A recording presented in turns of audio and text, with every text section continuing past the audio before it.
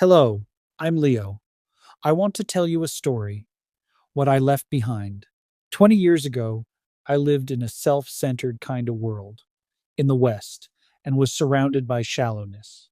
My life was a series of broken relationships and a business environment where nobody wants to spend due to very high prices. My heart was always beating fast. I was always running from appointment to meetings, but I was never arriving. It was time for a change in my business model, a big change. It was time to go east, go direct to the factories, eliminate the middleman. I remember the day I left. I never told anyone where I was going.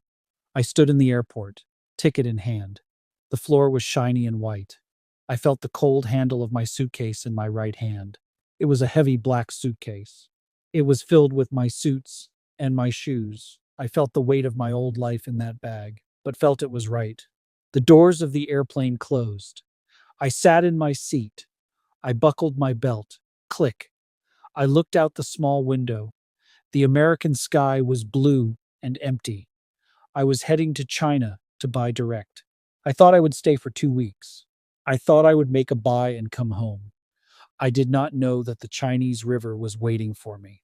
When I arrived over China, their world was just marked with green and blue.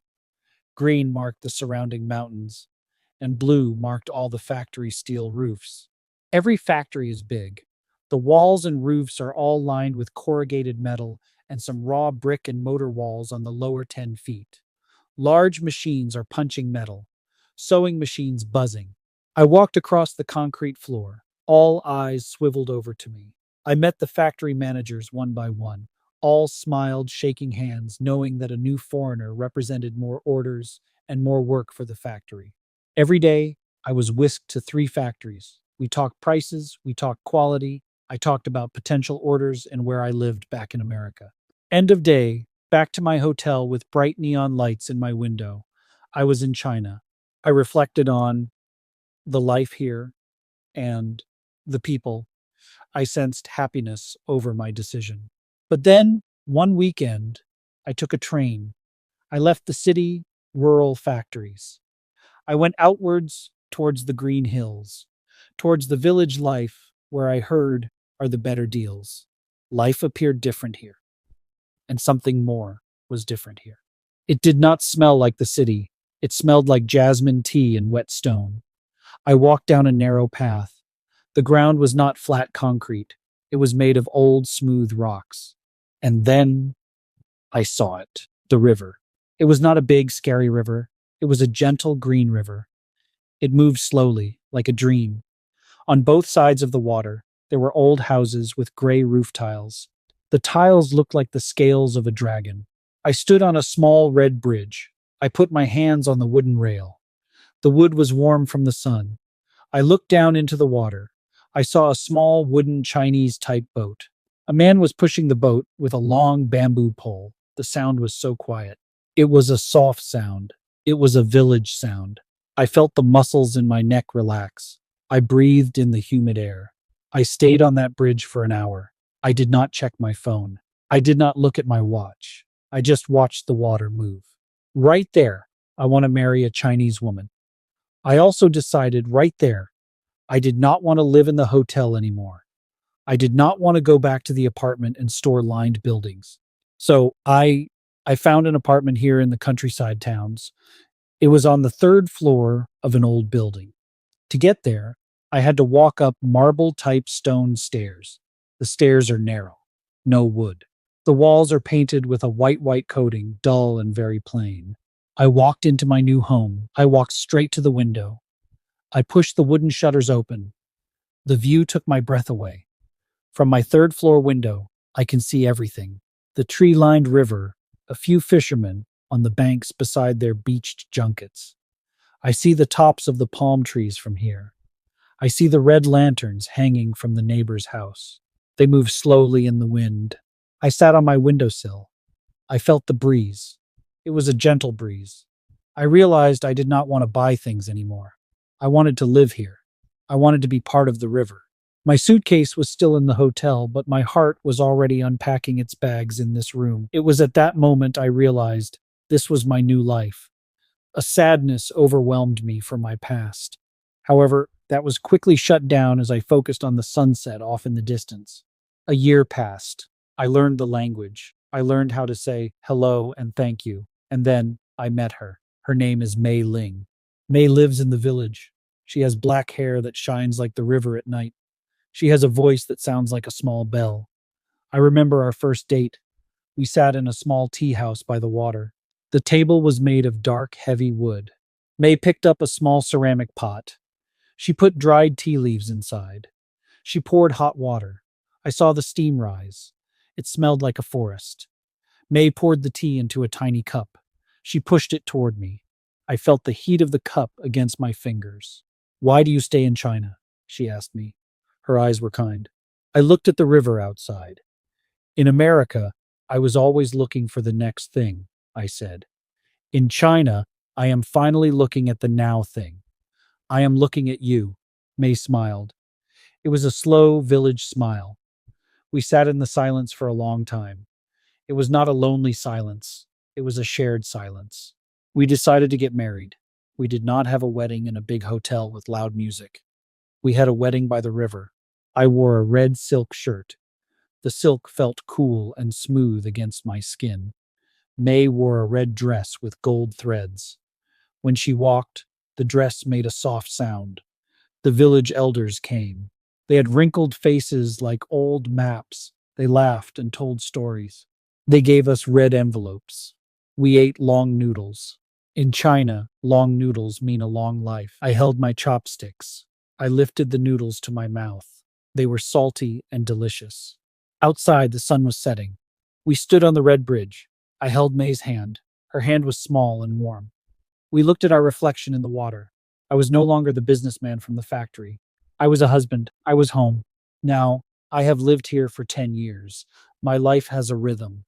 Every morning, I wake up at 6 a.m. I do not hear an alarm clock. No, I hear the birds outside. I hear the sound of a broom on the stone path below. It is the old woman next door. I go to the kitchen. I take my tea tin, open it, smell the green leaves. I boil the water. I take my tea to the window. I watch the village wake up. I see the mist on the river. It looks like a soft white blanket. I see the fishermen putting their nets into the water. I see the children walking to school. They are wearing red scarves. They are happily laughing. I feel a deep peace in my chest. In America, I woke up with a list of things to do. In China, I wake up with a world to see. Twice a week, May and I go to the village market on an electric scooter. May carries a basket made of woven bamboo. It is light and strong. The market is a sea of colors. I see red tomatoes. They are shiny and round. I see green bok choy. The leaves are crisp and wet. I see orange persimmons sitting in wooden boxes. The market is loud, but it is a happy loud. "Neo! Neo!" the sellers shout. They are smiling. I walk to the fruit stand. "How much for the oranges?" I ask. "For you, my friend, a good price," the man says. He puts the oranges in a bag. He gives them to me. I feel the weight of the fruit in my hand. It is heavy and real. I buy fresh tofu. It is soft and white. I buy ginger. It is brown and spicy. We drive back to the apartment on our scooter. May's basket is heavy, but her heart is light. I am not buying products for a factory anymore. I am buying dinner for my family. Sometimes it rains for many days. In the city, the rain is an annoyance. It makes the traffic slow. It makes your shoes dirty. In the village, the rain is music. I sit by my window. I watch the raindrops hit the river. Each drop makes a small circle in the green water. The circles grow and touch each other. The air smells like wet stone and ancient dust. I see the neighbors walking with big umbrellas. The umbrellas are yellow and blue. They look like flowers moving on the path. May sits next to me reading. We listen to the rain on the gray roof tiles. I think about my old life. I think about the fast cars and the loud phones. If I were there now, I would be stressed. I would be worried about the time. But here, the rain tells me to slow down. The rain tells me to wait.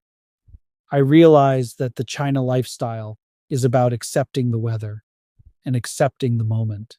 People ask me, do you miss America?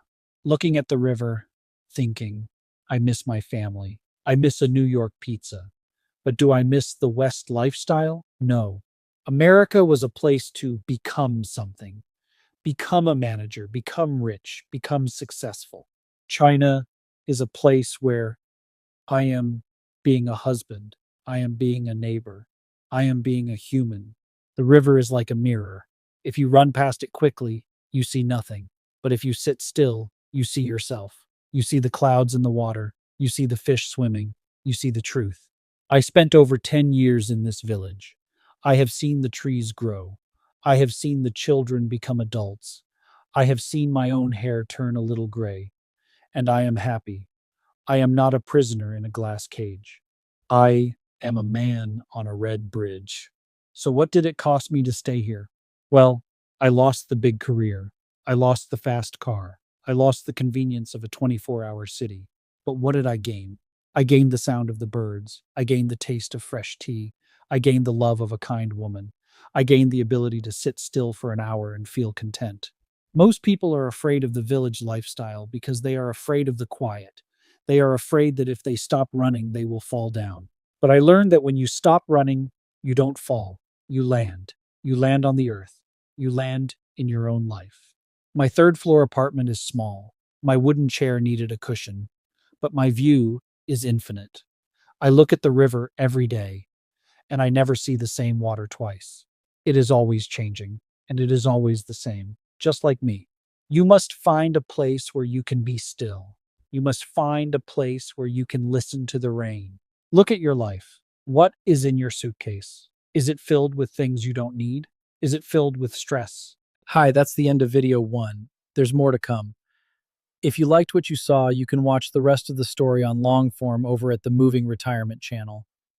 This is a mini-series of my personal attachment to working in China and marrying Mei, my Chinese wife.